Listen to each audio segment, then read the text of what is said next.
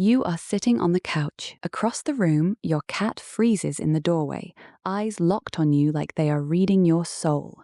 But from about 6 feet away, your face is not a sharp portrait to them. It is softer, blurrier, a familiar shape with moving edges. The pink in your cheeks, the red in your lips, even tiny changes in your expression may be muted, grayish, or simply not important. Your cat is not studying your face the way another human would. So what are they seeing? A tall figure, a known outline, a body that moves in a certain rhythm, smells a certain way, speaks with a certain sound.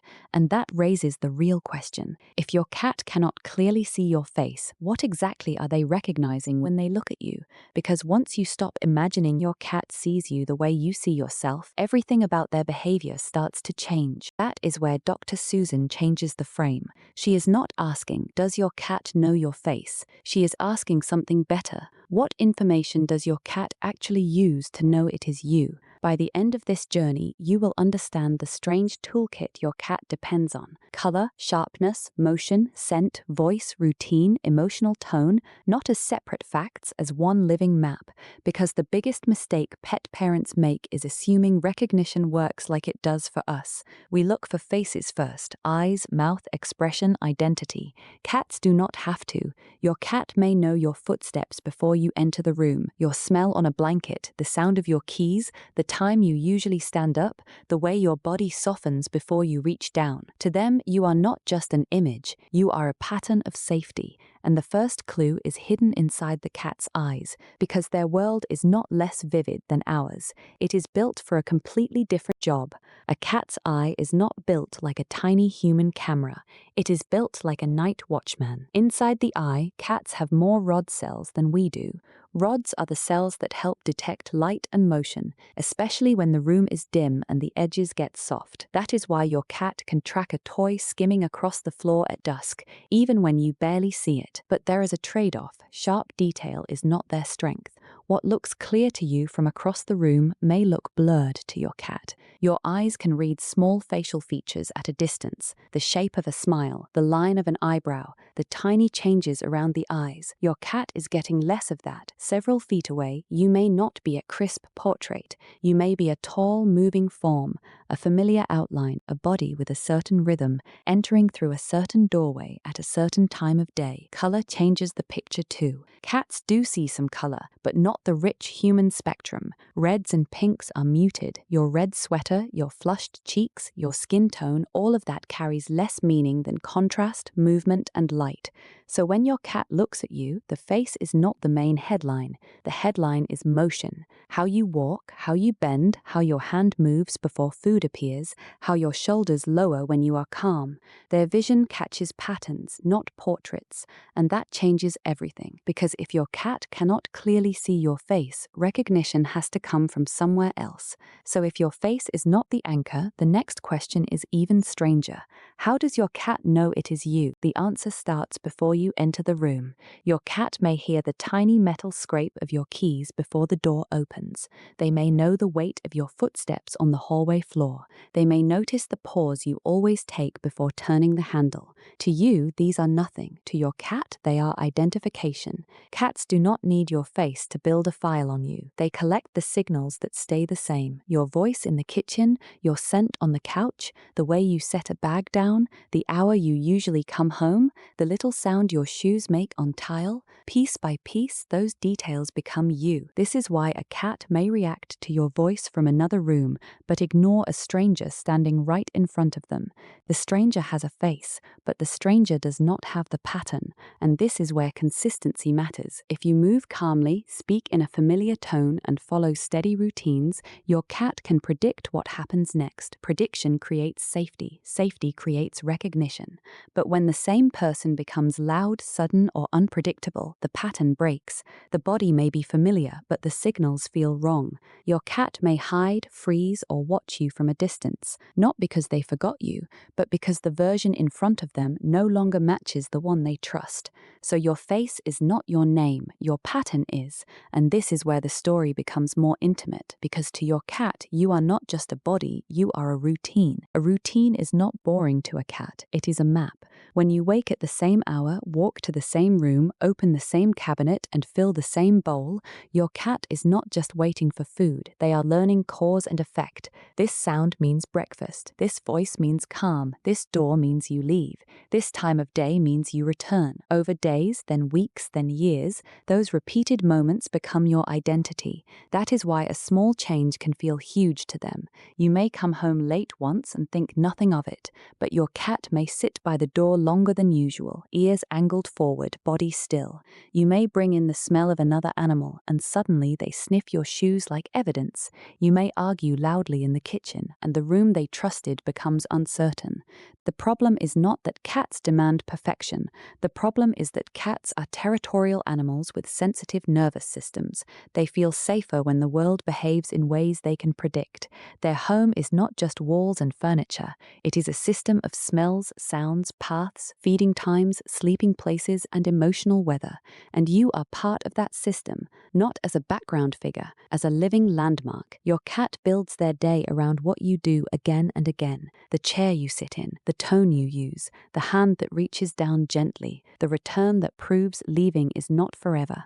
But the most revealing behaviors are not the ones cats use for strangers. They are the ones kittens use for their mothers. Kittens do not just lie beside their mother. They press into her. Tiny paws push against her belly to stimulate milk, but the movement also becomes tied to warmth, scent, and safety. That is the root of needing. So when your adult cat climbs onto your lap, sinks their paws into your blanket, and starts that slow left-right rhythm, they are not trying to hurt you.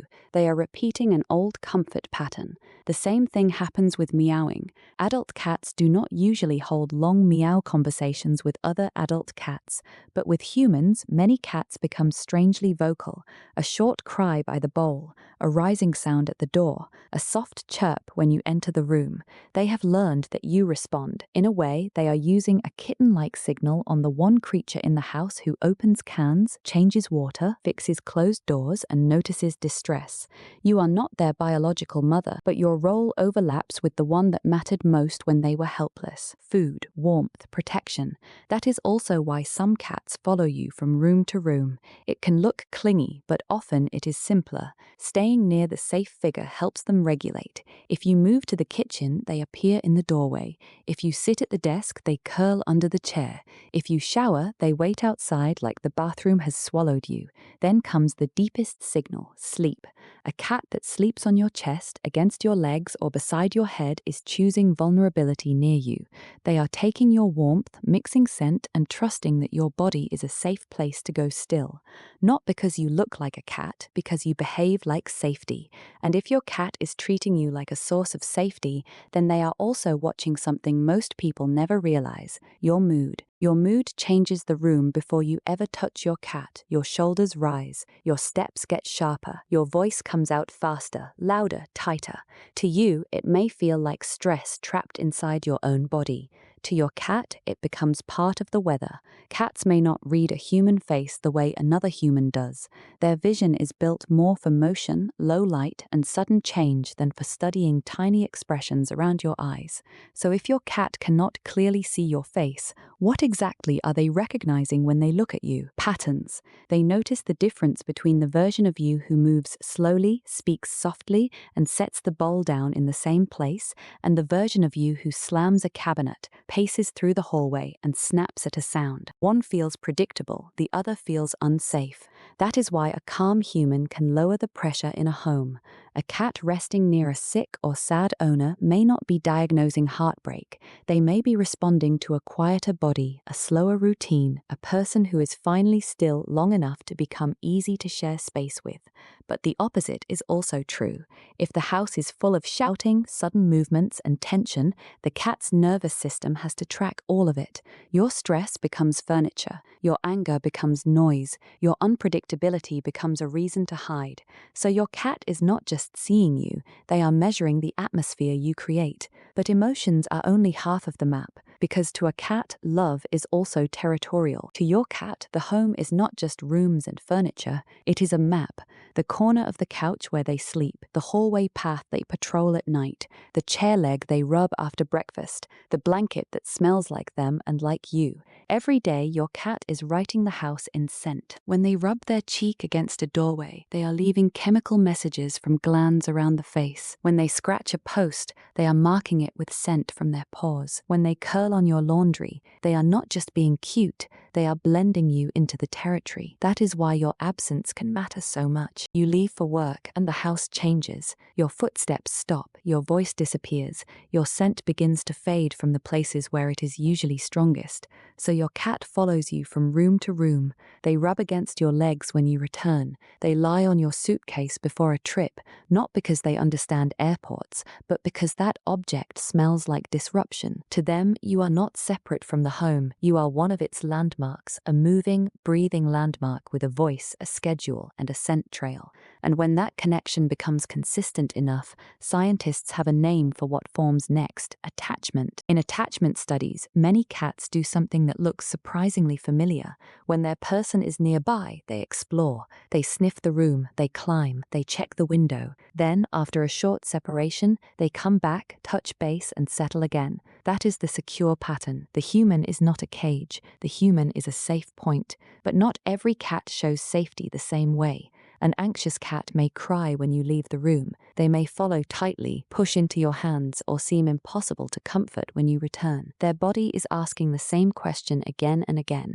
Are you still here? An avoidant cat can be harder to read. They may not rush over. They may sit across the room, blink slowly, and act uninterested. But they still notice when you stand up. They still track your voice. They still know the rhythm of your footsteps. Distance does not always mean absence of attachment. Sometimes it means caution. Even sleep can reveal the pattern. A cat pressed against your ribs is choosing warmth and contact. A cat on your chest is choosing your heartbeat. A cat near your feet may want closeness with an escape route. A cat across the room may trust you enough to sleep, but not enough to surrender all control. These are not fixed labels, they are clues, because your cat is not judging love by grand gestures. They are measuring safety in repeated moments, which means the old joke that cats are cold may be hiding the real villain in this story. The real villain is not your cat's personality. It is the story humans brought into the room. For generations, we compared cats to dogs, then punished them for failing the test. A dog may sprint to the door, wag hard, stare into your eyes, and make affection impossible to miss. A cat often does the quieter version. They appear in the hallway when you wake up. They sit with their back turned because they trust the space behind them. They rub the same chair leg after you come home, mixing your scent back into the room. That is not indifference, it is a different language. And once you stop looking for a human face reading another human face, the picture changes. Your cat is tracking patterns, your sound, your smell, your timing, the small rituals that tell them the world is safe. So we can finally answer the question we started with. When your cat looks at your blurry face, what are they really seeing? They are seeing the whole pattern of you, not a sharp portrait, not every detail of your eyes or mouth. You are your footsteps in the hallway, your voice from the kitchen, your scent on the blanket, the hand that feeds, the rhythm that returns. That is why your cat can know you before you even enter the room. To them, love is not built from appearances, it is built from safety made predictable. So tonight, watch where your cat chooses to settle: your chest, your feet, your pillow, the doorway, even across the room. Do not read it as random, read it as information. Then tell me in the comments, where does your cat sleep and what do you think it says about your bond? Thank you for watching.